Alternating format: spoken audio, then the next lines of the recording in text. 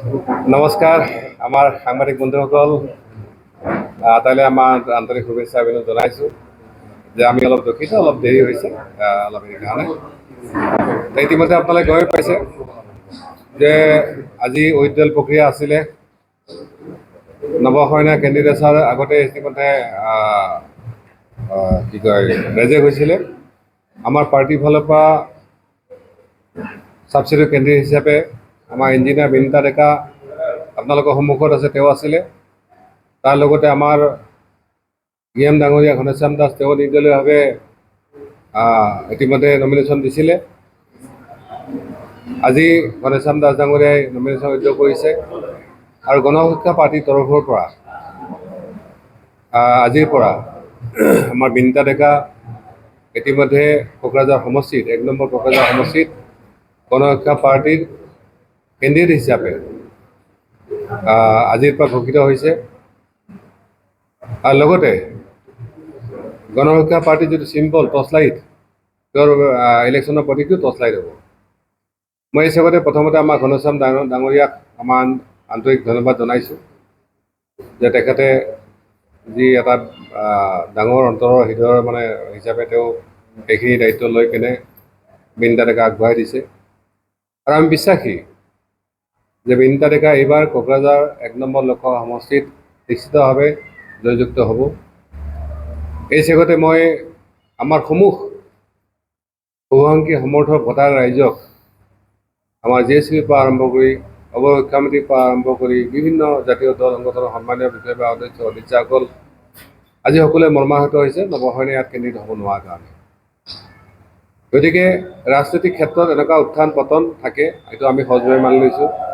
কিন্তু আমাৰ লগত যেনেধৰণে প্ৰতাৰণা কৰা হ'ল, আমাৰ লগত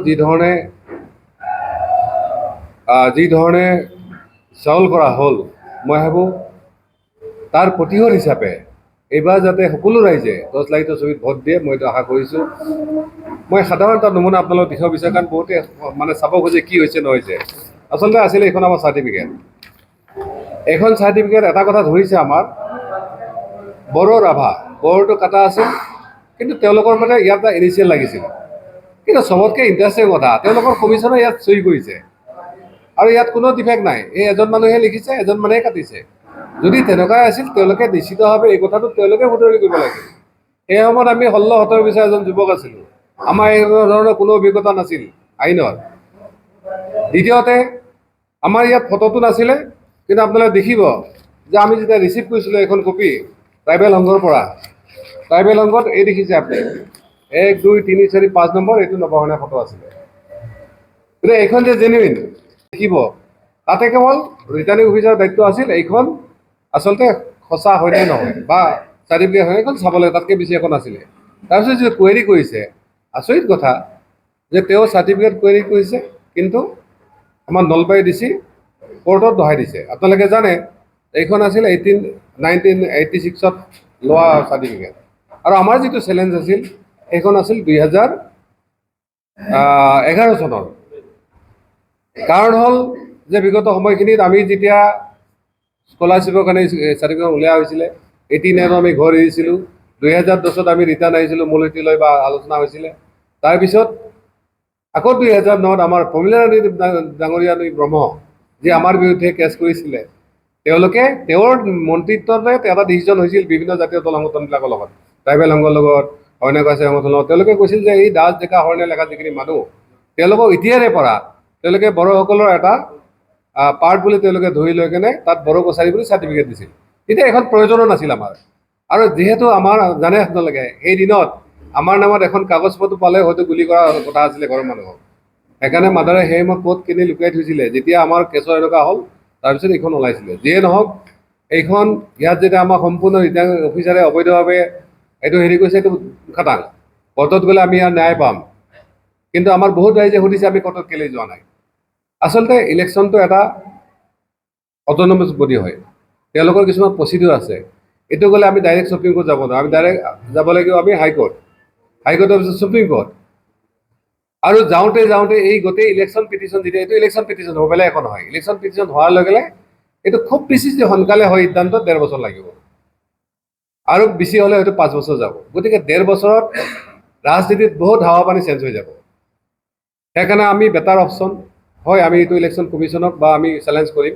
আমাৰ কাৰণে টাইম আছে, এইটো 15 দিনৰ টাইম আছে। আপাতত আমি ইলেকশ্যনটো শেষ কৰি ল'ম আৰু ইলেকশ্যনত যাতে আমাৰ কেণ্ডিডেট জিকে তাৰ কাৰণে যিমান যি ব্যৱস্থা লাগে আমি এইখিনি কৰিম।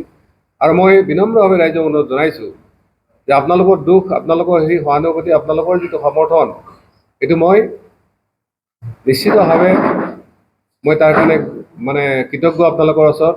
হয়, নৱসেনাক তেওঁলোকে ৰাজনৈতিকভাৱে শ্বহীদ ঘোষণা কৰা কৰিছে বা শ্বহীদ কৰাৰ চেষ্টা কৰিছে, কিন্তু নৱসেনা এনেকুৱা নহয় যে তেওঁ মৰি মৰি জীয়াই আছে। আজি যিখিনি আছে আমাৰ বনাজ, ইয়াৰ আগতে 70 বছৰত আমি বহুতবাৰ মৰিছিলোঁ, কিন্তু হয়তো ভগৱানে আমাক এইটো বচাই ৰাখিছিল যে ইয়াত যাতে আমি এটা পাৰ্ট ল'ব পাৰোঁ।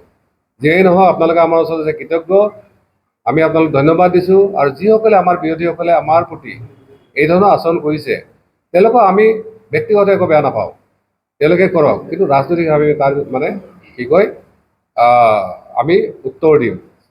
আৰু এই চেগতে আমাৰ বিনীতা ডেকাৰ অলপ কথাটো আমি কৈছোঁ যে বিনীতা ডেকা আমাৰ গাঁৱৰে ছোৱালী, তেওঁ তাতে স্কুলতে পঢ়া পাতি কৰি ডাঙৰ হৈছে, তেওঁ গোটেই কথাখিনি জানে। তাৰপিছত আকৌ এটা কথা যে আজি আমাক লৈ বিনীতা ডেকাৰ যদি বেকগ্ৰাউণ্ডটো চাব যায় তেতিয়াহ'লে তাত এনেকুৱা ধৰণৰ কোনো নাপায়। তেওঁলোক আমাৰ কছাৰীসকলৰ ঠেঙুৱা ৰজা বুলি আপোনালোকে বহুতে জানে কিজানি। সমগ্ৰ মানে উত্তৰাঞ্চলৰ মানে ৰঙিয়া উত্তৰাঞ্চলৰ গোটেই জেগাবিলাক তেওঁৰ মানে ৰাজত্বৰ সময়ত তেওঁৰ দায়িত্বত আছিলে।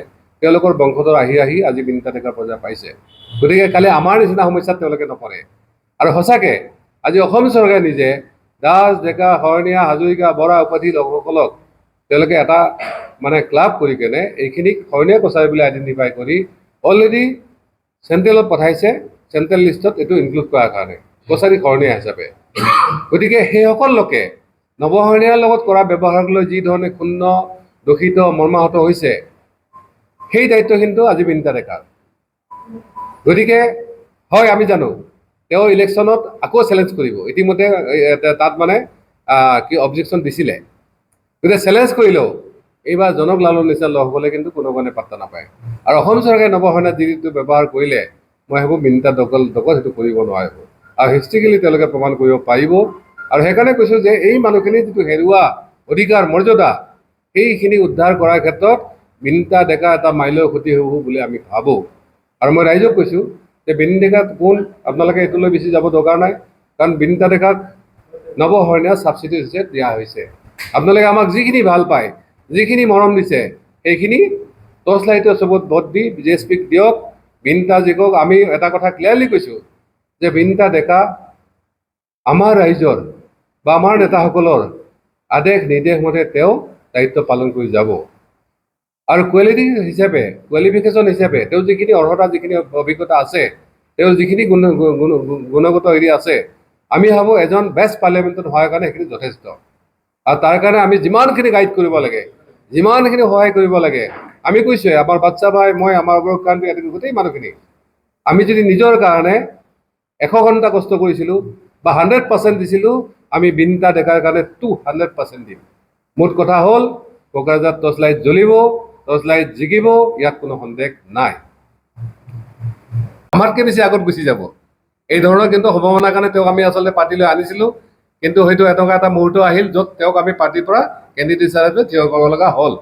আমি সেইকাৰণে সকলোৱে শুভেচ্ছা দিছোঁ, সহযোগিতা আছে। তেওঁৰ কোনো লাইবিলিটিছ নাই, চব লাইবিলিটিছ নৱশৰণীয়া আছে, হীৰাশৰণীয়া আছে। ৰাইজে যিমানখিনি হীৰাশৰণীয়াক ভাত দিছে, ভাল পায়, সমৰ্থন দিছে, হেৰি দিছে, যাতে সেইখিনি বিনীতা ডেকাক MP হোৱাৰ ক্ষেত্ৰত সহায় কৰে। চাওক, ইছ্যু কথাখিনি আমি কৈছোঁ যে ইছ্যু কথাখিনি তেওঁ যদিও জানে, কিন্তু পাৰ্টীৰ মূল ইছ্যুখিনি পাৰ্টি হ'ব। সেইকাৰণে কৈছোঁ যে আমাৰ প্ৰথম হ'ল BDCত এতিয়াও স্থায়ী শান্তি প্ৰতিষ্ঠা, মানে স্থায়ী প্ৰতিষ্ঠা হ'ব লাগে। ইয়াত বিভিন্ন জাতি জনগোষ্ঠীবিলাক যিবিলাক অধিকাৰ, মৰ্যাদা, তেওঁ ভূমি অধিকাৰ, তেওঁ ভাষা অধিকাৰ হ'ল, এইবিলাক যাতে ইয়াত মানে প্ৰতিষ্ঠিত হয়। তাৰ লগতে চাকৰি বাকৰিৰ পৰা, সংস্থাপনৰ পৰা, বিভিন্ন কাম কাজত যাতে কোনো এনেকুৱা ধৰণৰ মানে স্বজন তখনবিলাক নাথাকে, যাতে সকলো জাতি জনগোষ্ঠীয়ে পায়। আৰু লগতে আমাৰ চিডলিঙৰ যিবিলাক বিষয় আছে, ইয়াত ৰাজবংশী হওক, আদিবাসী হওক, তেওঁলোকে ইতিমধ্যে ST হোৱাৰ কাৰণে বহু ধৰণে তেওঁলোকে চেষ্টা কৰিছে, আন্দোলন কৰিছে, চৰকাৰৰ সহযোগী হৈছে, ভোট দিছে, সেইটো হ'ব পৰা নাই। আৰু এই বিষয়ত পাৰ্লিয়ামেণ্টত আজি মই কোৱাৰ হয়তো সুবিধা নাথাকিব, এই গোটেইবিলাক বিষয়ে তেওঁ উত্থাপন কৰিব। দিয়ক।